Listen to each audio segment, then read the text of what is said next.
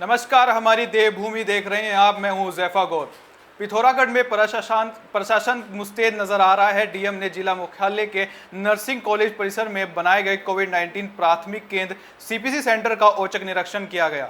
निरीक्षण के दौरान जिलाधिकारी चौहान ने प्रभारी सीपीसी को निर्देश दिए कि जिले में जितने भी कोरोना पॉजिटिव केस प्राप्त होते हैं उनकी तत्काल कॉन्टेक्ट ट्रेसिंग करते हुए हर पॉजिटिव व्यक्ति के संपर्क में आए कम से कम 25 व्यक्तियों का RT-PCR सैंपलिंग की जाए। जिलाधिकारी ने कहा कि हर दिन जितने भी व्यक्तियों की सैंपलिंग की जा रही है उनकी समस्त जानकारी एवं मोबाइल नंबर आदि अपडेट रखी जाए ताकि पॉजिटिव आने पर तत्काल कांस्टेंट ट्रेसिंग की जाए।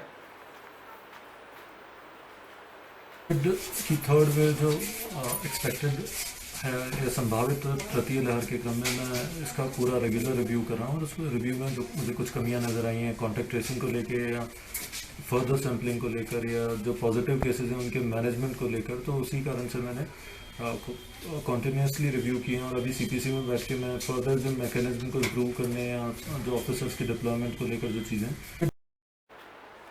बाजपुर के ग्राम खंबारी स्थित राजा जगत देव सामुदायिक भवन में कोरोना वैक्सीन को लेकर जागरूकता कार्यक्रम आयोजित किया गया। कार्यक्रम में पहुंचे मुख्य विकास अधिकारी आशीष भटगई ने ग्रामीणों को वैक्सीन से होने वाले फायदों की जानकारी दी और लोगों से वैक्सीन लगवाने की अपील भी की। बता दें कि केंद्र और प्रदेश सरकार लगातार लोगों से वैक्सीन लगवाने की अपील कर रही है, जिसको लेकर विभिन्न स्थानों में वैक्सीनेशन का कार्य तेजी से किया जा रहा है। वहीं कुछ लोग झूठी अफवाहों के चलते वैक्सीन लगवाने से बच रहे हैं। इसी के चलते बाजपुर के ग्राम खंबारी स्थित राजा जगत देव सामुदायिक भवन में जागरूकता कार्यक्रम आयोजित किया गया। इस दौरान मुख्य विकास अधिकारी आशीष भटगई ने बताया कि उधम सिंह नगर में 18 वर्ष से अधिक उम्र के 14,30,000 लोग, जिसमें स्वास्थ्य विभाग की टीम ने 8,80,000 लोगों को वैक्सीन की पहली डोज लगाने का कार्य पूरा कर दिया है और जल्द ही अन्य लोगों को भी वैक्सीन लगाई जाएगी। साथ ही उन्होंने बताया कि जिन क्षेत्रों में वैक्सीनेशन का कार्य धीमी गति से चल रहा है वहां स्वास्थ्य और अन्य विभागों के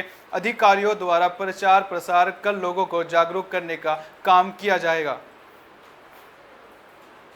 हमारे जनपद में जो 18 प्लस की पॉपुलेशन है वो 14,30,000 के आसपास है लगभग, तो उसमें 8,80,000 का वैक्सीनेशन, ये कल का डेटा बता रहा हूँ, हो गया था कल की डेट तक।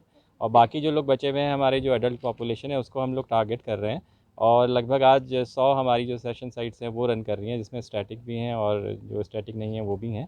तो वहाँ पर सभी जगह सारी हमारी जो टीम है वो लगी हुई है और प्रचार प्रसार भी ये सुनिश्चित किया जा रहा है ऐसी जगहों पर, ऐसे पॉकेट्स में जहाँ पर वैक्सीनेशन का जो परसेंटेज है वो थोड़ा कम है, तो वहाँ पर ज़्यादा हम लोग पहाड़ों में लगातार हो रही बारिश के चलते जगह जगह सड़कें भूस्खलन से बाधित हो रही हैं। वहीं NH-58 पर देवप्रयाग के पास मलबा आने से बद्रीनाथ नेशनल हाईवे बंद हो गया। पुलिस द्वारा सभी यात्रियों को बारिश के दौरान रात को लगातार मलबा गिरने से किसी भी प्रकार की दुर्घटना से एहतियात बरतने के लिए सभी यात्रियों को सुरक्षित स्थान पर श्रीनगर या देवप्रयाग में रोकने की सलाह दी गई है। सभी यात्रियों से यात्री के समय 7 बजे से सुबह 6 बजे तक इस मार्ग का प्रयोग न करने की सलाह दी, जिससे कि किसी भी प्रकार की अनहोनी व दुर्घटना से बचा जा सके।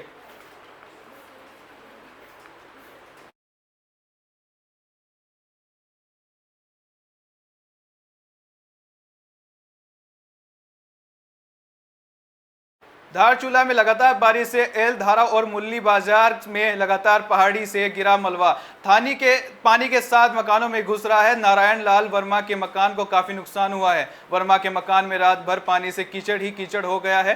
प्रशासन ने तवा घाट मार्ग पर शहर धारचूला से लगे एल धारा नामक स्थान पर जेसीबी मशीनों से मलबा हटाने का कार्य किया। प्रशासन GIC स्कूल में व्यवस्था कर रहा है, पर पीड़ित परिवार लगातार डर के माहौल में रात काट रहे हैं। खोतिला में चट्टान से गिरने से एक अज्ञात व्यक्ति का शव भी मिला है। तहसील धारचूला में 6 दिन से लगातार जो बारिश हो रही है, इससे जगह जगह मलबा आ रहा है और लोगों के लिए खतरा भी उत्पन्न हो गया है। उधर बलुआ कोट में जोशी में गांव में एक जो है आदमी गढ़ जो है दब गया है, वहां पर भी रेस्क्यू ऑपरेशन चल रहा है। इसके अतिरिक्त आज जो है खोतिला में भी रास्ते में एक आदमी जो है गिरा हुआ मिला और इसके अतिरिक्त यलधारा के पास जो है ऊपर से लैंडस्लाइड बराबर चल रहा है और यहाँ पर सुबह से ही जेसीबी BRO की लगी हुई है खोलने में, लेकिन लगातार मलबा आने से, पत्थर आने से वो जो है काफ़ी डेंजरस पोजीशन हो जा रहा है। बीच बीच में काम को बंद करना पड़ रहा है और BRO का एक हेल्पर जो है वो लैंड की चपेट में आ गया और जो है उसकी डेथ हो गई है। अब उसको जो है हम निकालने की कोशिश कर रहे हैं। पहले तो जो है रोड खोलने की जो प्रयास कर रहे हैं उसको मैं कह रहा हूँ कि उसको तत्काल उसको रोको। जो पानी का यहाँ झील सा बन गया है वो नाली जो है कि उसको पास करो, जो बाजार की ओर शहर को जो तबाह कर रहा है उसको बचाना पहला काम जो है कि हमको शहर को बचाना है। तहसील धारचूला में 6 दिन से लगातार जो बारिश हो रही है इससे जगह जगह मलबा आ रहा है। काशीपुर के कुंडा थाना में गैस सिलेंडरों से भरे ट्रक ने बाइक सवार विवाहिता और उनके जेठ को टक्कर मार दी। हादसे में विवाहिता और उसके जेठ घायल हो गए। दोनों को काशीपुर के राजकीय अस्पताल लाया गया, जहां पहुंचने से पूर्व विवाहिता की मौत हो गई। दरअसल जिला नैनीताल के रामनगर के ग्राम हल्दुआ निवासी पंकज यादव की शादी वर्ष 2018 में रुद्रपुर की रहने वाली प्रीति यादव के साथ हुई थी। पंकज पुलिस विभाग में वर्तमान में देहरादून में तैनात हैं। आज सुबह प्रीति अपने जेठ ऋषिपाल यादव के साथ अपनी दवाई लेने जसपुर गई थी। वापस लौटते समय कुंडा थाने के पास गैस सिलेंडरों से भरे ट्रक ने पीछे से टक्कर मार दी, जिसके बाद 108 एम्बुलेंस के द्वारा दोनों को काशीपुर के राजकीय अस्पताल में लाया गया, जहां पहुंचने से पहले प्रीति की मौत हो गई।